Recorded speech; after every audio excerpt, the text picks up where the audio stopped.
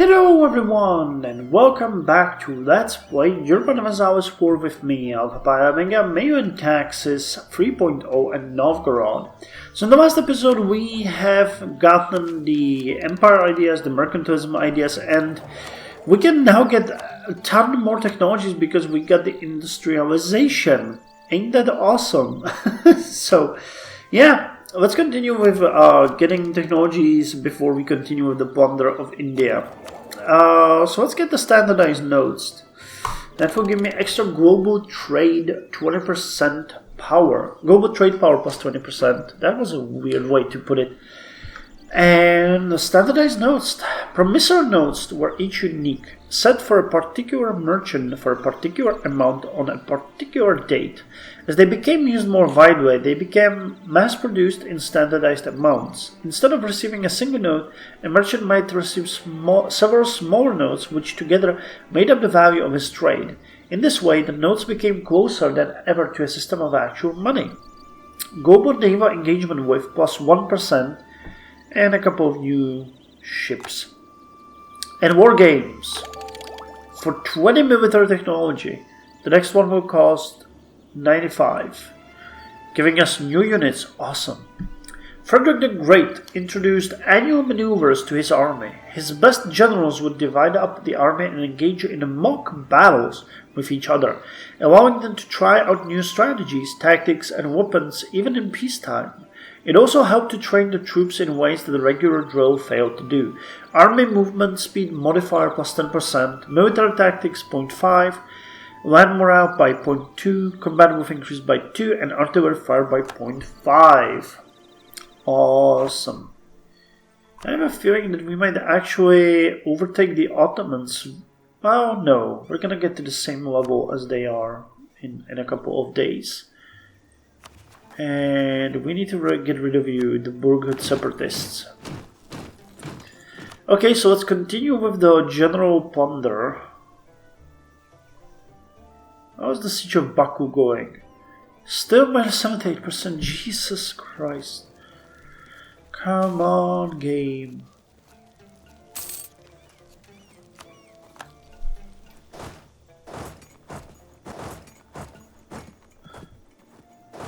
Okay, we can't move until we conquer Gadhavala, so you guys rest. Speed it up a bit.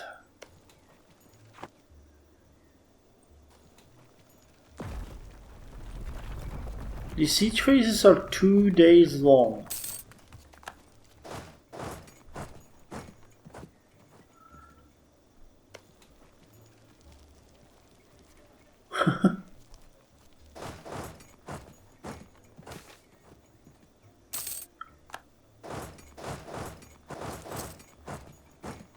Why can't you go to command? Oh, you can. Okay.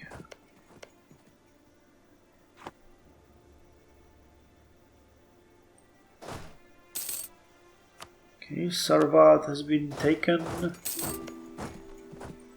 Siege of Mandi is over. I think Bashar will be next.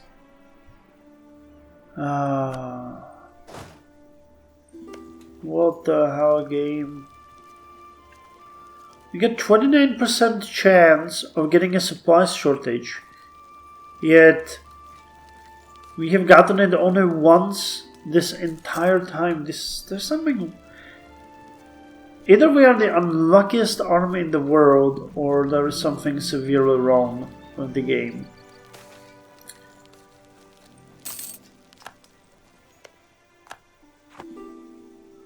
I need to take care of these guys.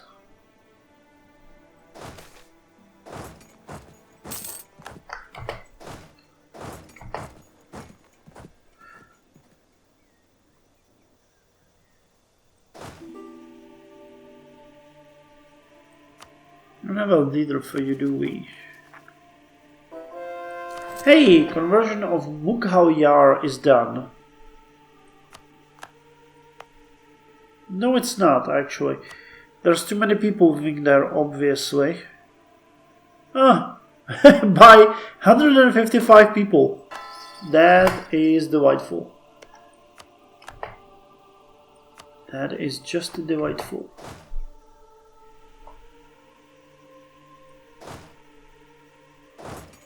Okay, you guys go and attack the giant elephant people. Go. This is gonna be fun. Yeah, you can try to run. Oh hell, they started well. 11 against 3. Okay, now we're talking.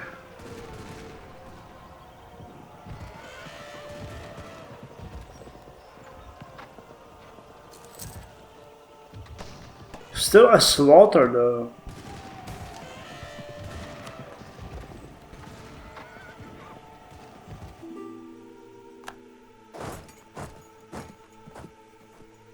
We don't have enough people to reinforce our armies anymore. That is an issue. That is an issue.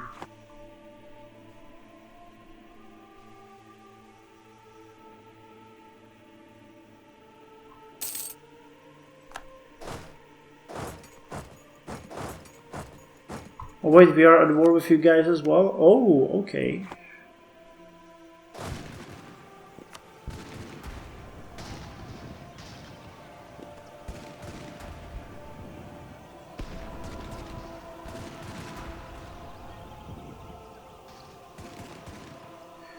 Oh, I wish we could eliminate at least one of these two armies. That would be so great. But no. That's not gonna happen. Wasn't this this one a fairly big city? No. I'd really like to sack their capital, and it's really close. So let's go here and see if we can do that. Okay, another little success at the siege of Baku. I feel like this might be a bit problematic. So our score with you, 30.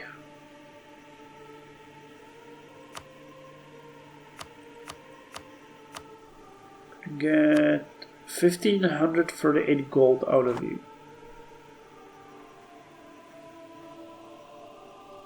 Wouldn't maybe war operations be better?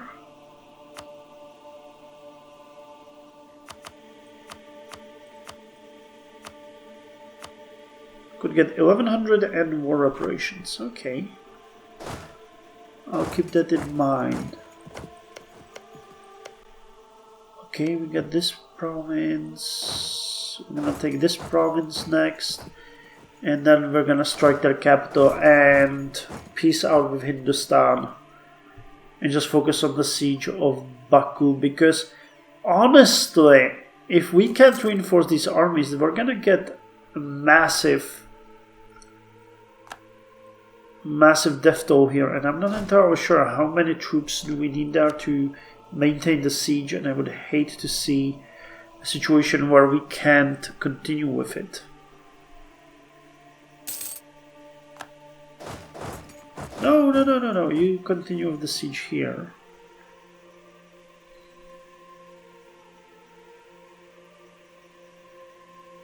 I mean, everybody knows that we have won this war.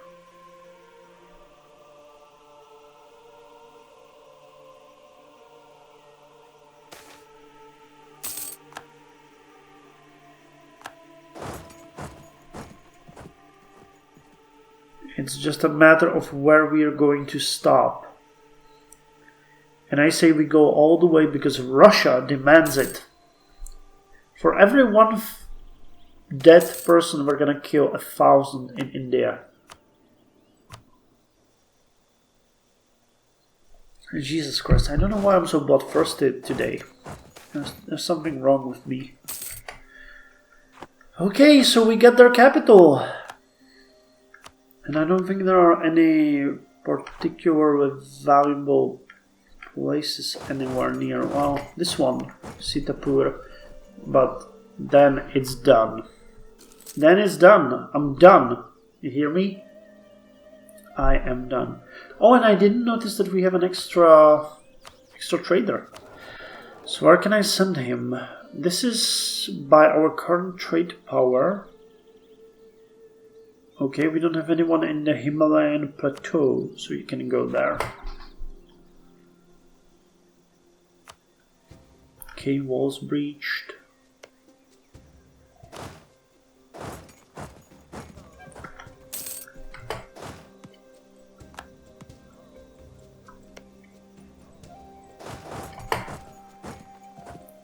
Okay, Sitapur is going to be the last province that we sack.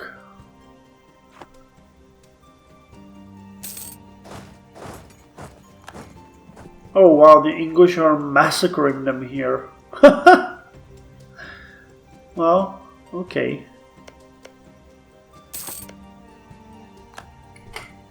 Okay, so let's sign a separate peace treaty with them. I think they had enough.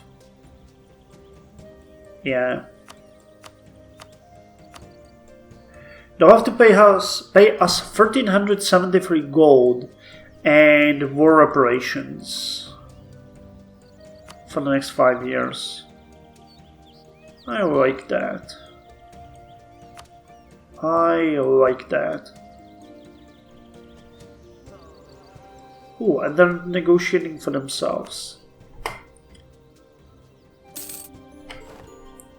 Awesome. So now we're left with Shirvan, and I just want to vassalize you. And they would not accept that.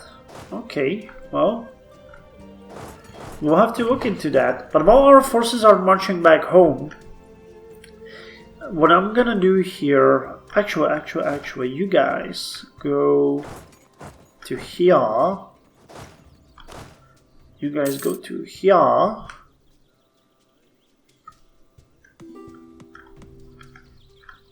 Where was that?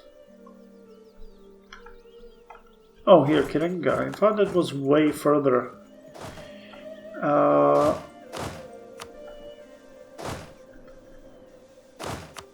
And the last army is gonna go here, because yes, we'll want them to reinforce Baku. Okay, the siege is starting to progress very well. Good, good, good. So it was all just one thing. And we're actually make... Oh, okay. That's the last month income. So Udmurtia hasn't really improved. You have done what you needed to.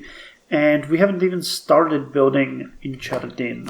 So let's... I still have it selected, I think, but...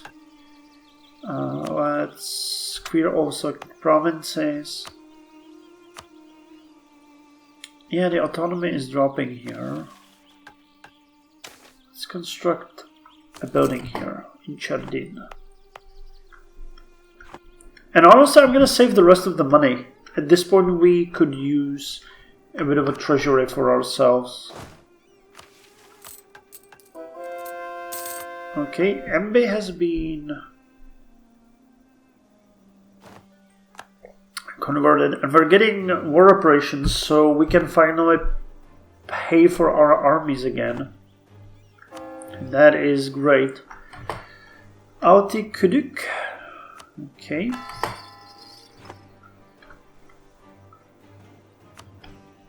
How are our colonies going? I haven't really looked at those in a while. Okay, 918. 333. Okay, Karmron.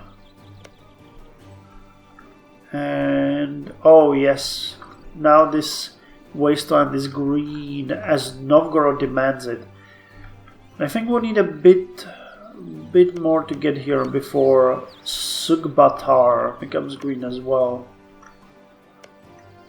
Which ones do we need to... Okay, this one, and then we can go with 3, maybe even 4 at once. Ah, good for us. Good for us. And the next technology, rifles. Okay, rifles. Oh damn, damn. Are we okay here? Okay, we are good. Rifles. Rifled muskets were slower to fire than regular muskets, but much more accurate over long distances. Since they were so slow to reload, they were ineffective in line combat, where a horse could close the distance between a rifle could fire a second shot. Instead, they were used by hunters and sharpshooters who could pick off enemy officers from ambush. Siege ability plus 5%, oh that's good for now. The maneuver value of your units is increased by 15%, infantry and cavalry fire increased by 0.05, and cavalry shock increased by 0.25. And we get new units, which we are going to get, but after the war is done. And Baku is going to fall any moment now. 28, come on, baby. This is going to change everything for us. Though we'll need a severe peace right now just to chill. Which rebels are coming? Kalka. Okay, Baku has been taken. Kalka separatists are, in my opinion, here. Yes, that's Kirenga. No, that's those guys. Kalka is Sanga, Kenti, Onon. Okay, so here Burkhut, Bakhtarnachu. Okay, so we'll have two uprisings here. I don't need you there. So you go to Onon and you guys go to Barka. And now we'll have to decide what to do with you. We can't really annex you, as was mentioned, so I'm gonna make you my vassal, make you end rivalry. Actually, don't give me money, because if you give me money, you're just gonna fall into debt. So, Novgorodian vassal. They will remove. They are forced to remove Sarbadar as their rival. And we get a bit of prestige. Okay, send the demand. Awesome. So you guys can go back home. I'm gonna kill the maintenance right now to get a bit more money. And let's see if we can build that fortress here. We can. Okay, so that means we'll have what? A star fort in Derbent. And fortress in Baku and in Shirvan. Okay, that sounds great. Shirvanian Liberty Desire is 74. Well, too bad for them. But it's mostly because... Oh, because of the forced vassalization. Okay. Well, we'll need to improve relations with them anyway, so we can cancel this and put our diplomats back to work. But let's check the war stats. We have in total looted not 2,000 but 22,610 gold, of which 5,652 has been taken into our treasure. The rest has been distributed between our soldiers, that means into our provinces. So over 17,000 gold has been distributed between our provinces. And we have spent 4,830 gold during the war and lost 75 to our enemies. So this is after a long time one of the most profitable wars, even as the hard cash of our treasury goes. We lost 13,000 rural people, 8,862 urban people, and almost 1,000 notables. And additional 5,000, yeah, okay. Well, total casualties about 21, 22, 27, roughly 28,000 people died in this war, but I think that we murdered and butchered way more in Hindustan. Yeah, look at that. They are actually getting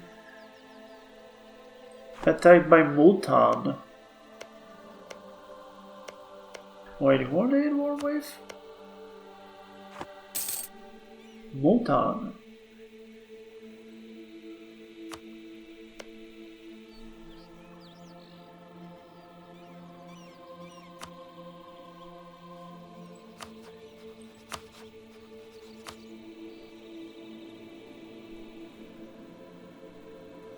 this one province is trying to declare independence, and because of that they are at war. Huh, that's interesting.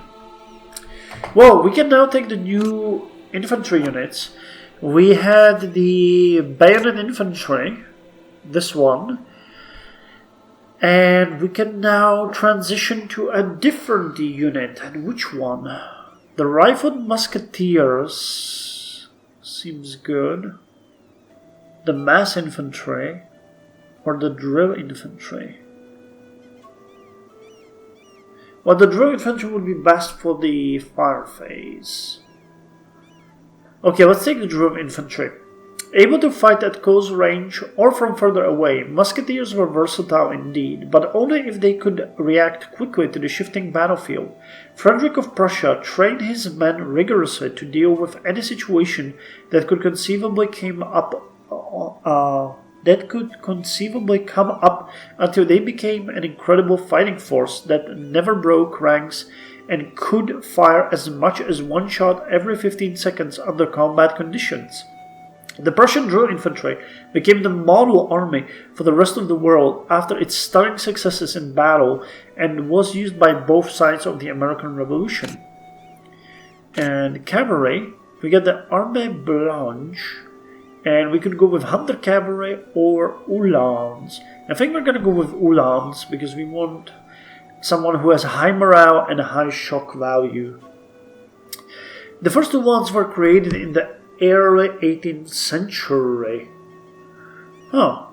They were used primarily for reconnaissance for more heavily armored cavalry, as well as being assigned to skirmishes. Later on, they became an essential part of the military structure due to their light armor, making them fast and agile on the battlefield, and for their high shock value against their enemies. Uhlan cavalry were a good alternative to large infantry armies, as they were not only heavy-hitting but also more cost-effective. This allowed smaller nations with less manpower to actually put up an effective fight, as armies on foot were also slower compared to their mounted counterparts. So we get 2 extra offensive shock and 1 extra defensive shock, and we get 1 extra offensive morale. And that's it. Okay. Good for us, I have to say. Good for us. So our units are moving into positions. We'll need to deal with these revolts very soon, but I think that's going to be fine. I'll put you to Mahambat. You to Karakia.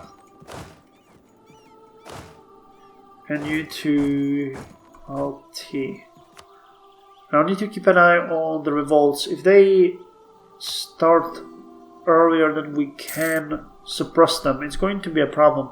But otherwise I think we will be fine. Now we're making a decent amount of money now. That's the most important thing. We're actually recovering our manpower. It's gonna cost us a bit to reinforce the units that we have, but you know, that's generally okay. Now, last but not least, before we end this episode, I want to improve relations with Shirvan, which is actually extremely important for us, otherwise they might rebel. And sorry, I have alt-tabbed out of the game, and I want to put the 2 extra diplomats that we have on the duty of improving relations with not neighboring, but allies and own subject countries, because I'd like to improve relations with those. And on that note, I think I'm happy with this war. It has put Novgorod to the forefront of technological development. It is going to help us with our treasury for a while. It will pay for many of our future endeavors, and yeah, I think we're fine. Actually, I think I can mothball the forts now. That's a good idea, while we keep just these 2 for the revolts that might happen.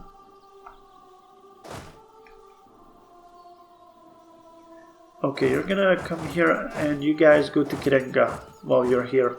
Okay, so I hope you enjoyed this episode. A big success for us, and I'll see you next time with more Novgorod.